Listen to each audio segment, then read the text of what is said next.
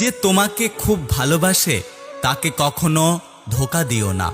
নিজেকে একবার প্রশ্ন করো, পৃথিবীতে এত মানুষ থাকতে সে কেন তোমাকেই ভালোবাসে? সত্যের পক্ষে যদি না দাঁড়াতে পারেন, অন্তত অন্যায়কারীর পক্ষে তালি বাজাবেন না। যোগাযোগ ছাড়া কোনো সম্পর্ক হয় না, সম্মান ছাড়া কোনো ভালোবাসা হয় না, আর বিশ্বাস ছাড়া কোনো কিছুই দীর্ঘস্থায়ী হয় না।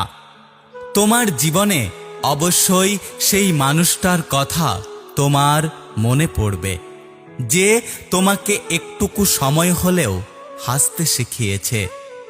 অন্য কারোর জন্য যোগ্য হয়ে ওঠার আগে নিজের জন্য যোগ্য হয়ে ওঠো, কারণ মানুষ অন্যকে বুঝতে গিয়ে নিজেকে বুঝে উঠতে